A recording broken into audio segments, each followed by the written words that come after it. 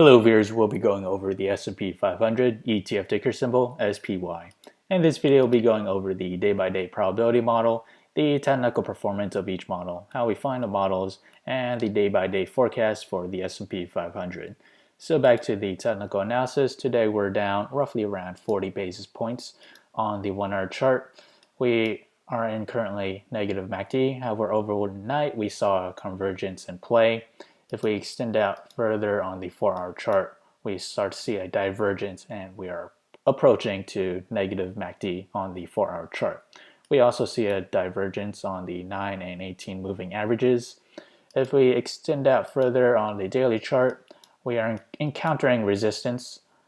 This orange line is the 100 moving average. So we got rejected from, I would say, in the past 5 days. So we may fall back slightly to regain momentum. We may see possible support around the 18 and 9-day moving averages, this blue and purple line respectively. So that support level is roughly around a price of $289 and say 50 cents. And at the moment on the daily MACD, we're basically sideways action. However, if we extend out on the weekly chart, we did make higher highs, but we do see a reversal. If we do manage to close above the 18-day week average, that is a positive sign that the uptrend is still intact. At the moment, I do expect sideways price action to continue. So if we do manage to reverse higher and breach above where we are right now, I do see next resistance being the 300, or I should say 200-day moving average, this green line. We do have a gap that needs to be filled. So that gap was made back in March 5th to March 6th. Again, that price is around $300.40. So to the upside to hit resistance, that price movement to the upside is roughly around 2.5%, and to the downside to reach support, that is around 1.10 or 1.1% to the downside.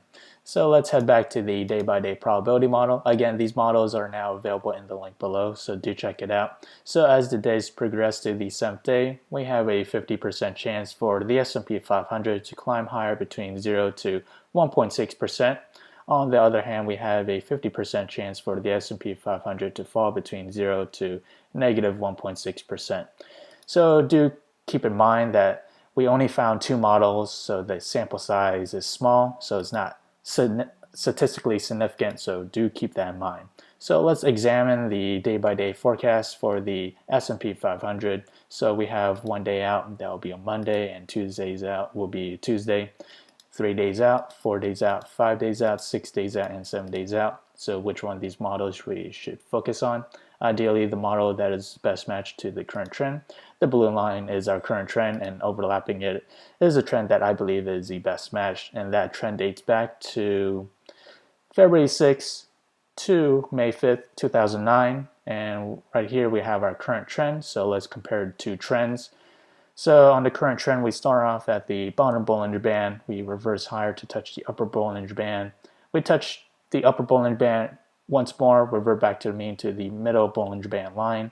And right towards the end, we touch the upper Bollinger Band. So we have those points there. So in the trend in question, we start off at the bottom Bollinger Band, reverse higher to touch the upper Bollinger Band, another attempt at the upper Bollinger Band, revert back to the mean to the middle Bollinger Band, and right towards the very end we touch the upper Bollinger Band. So what we have here is 1, 2, 3, 4, 5 points.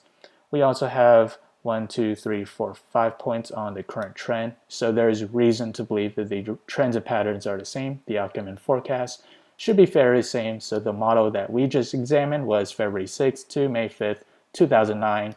Back then, the S&P 500 was down roughly around 1.4%. So if we head back to the day-by-day probability model, that coincides with this standard deviation, 50% chance for the S&P 500 to fall between 0 to negative 1.6%.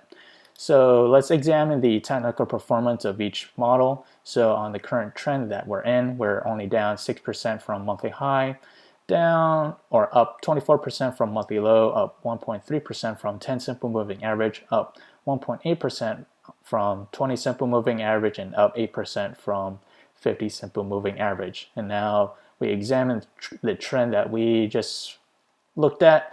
It was down roughly around 34 basis points from monthly high, up 25% from monthly low, up 4% from 10 simple moving average, up 5% from 20 simple moving average, and up 12% from 50 simple moving average. So there, among two trends, there are technical similarities.